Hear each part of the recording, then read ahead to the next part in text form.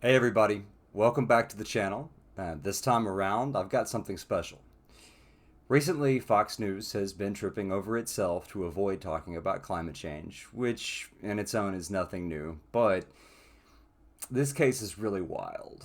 Let's watch. Research. They've done lots of clinical research on asthmatics, on elderly asthmatics, on children, on elderly with heart disease. Not a cough or a wheeze from any of them. We have this kind of air in India and China all the time. No public health emergency. Speaking of, do you notice like in all the coverage of Bill Ware, the tailpipes, all this stuff, they never ever mention the fact at the top that China is the #1 polluter in the world. Never. Yeah, this is like clean air in China. I mean, it's really bad. In the winter, they never turn on their scrubbers for the air pollution because they don't care. Weir has no idea what he's talking about. This doesn't kill anybody. This doesn't make anybody cough. This is not a health event. This has got nothing to do with climate. First off, this is wildfire smoke. This is natural. This is not because of climate change. It's not because of fossil fuel, internal combustion engines. He just has no idea what he's talking about. All day, by the way, it seemed like the media figures that we've become accustomed to seeing on television during these crises, they seemed like they were back in their element and in kind of almost enjoying the moment of wearing masks again, didn't they? They seemed to have a little pep in their step with those masks.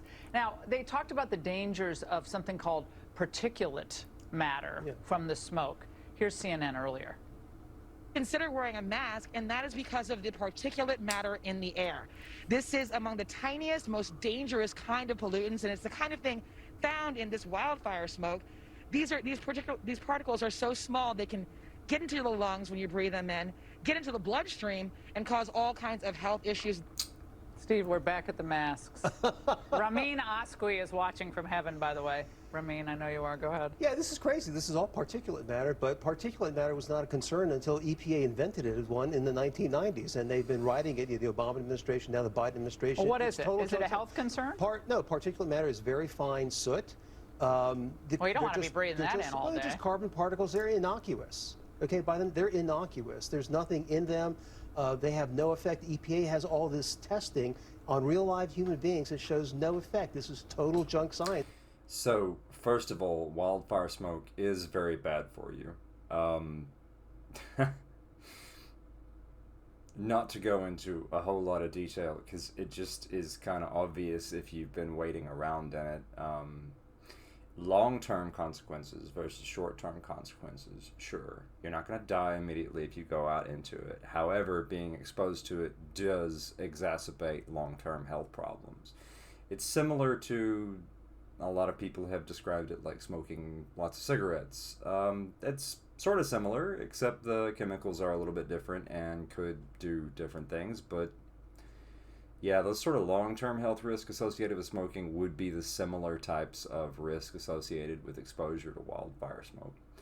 Anyway, I am including a link to build your own Corsi-Rosenthal air filter setup, which can be done under $100.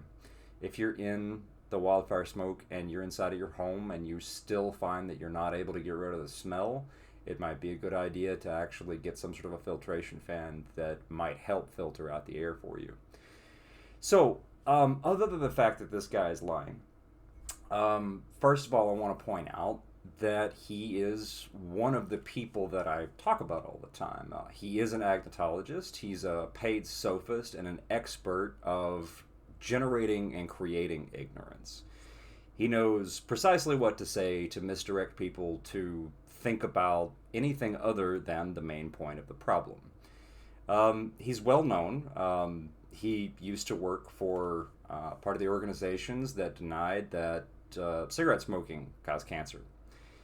He's a paid lobbyist, and I think it said that he worked for the Trump administration, which, I don't know. To me, that's a personal don't trust anybody who worked for that administration. They outright hired people to be the opposite of what the job posts were in most cases. But yeah, anyway, so Steve Milloy is actually in this book, in the index, as a guy who used to lie about cigarettes. So maybe don't trust him about the wildfire smoke, since he's a known paid lobbyist. Fox News has people like this on the regular. They work for different conservative groups that defend corporations and defend them from science. Again, they try to pretend like they have the better science. Thing is, again, agnotology is misdirection. These guys are qualified in a lot of cases. Maybe not to be top experts in their field, but they're qualified to actually talk about it one way or the other. That's the one thing that Heartland Institute and all these conservative think tanks always point at when they hire them. Yes, they are qualified, but then they go on and they lie to people. So, anyway, this is just one of them. There's several of them. Fox News lies to you on the regular. A lot of European fans that have talked to me actually have trouble believing that Fox is real and it exists and it continually pumps out disinformation. And yeah, it's worse than you think. Anyway, thanks for listening, guys.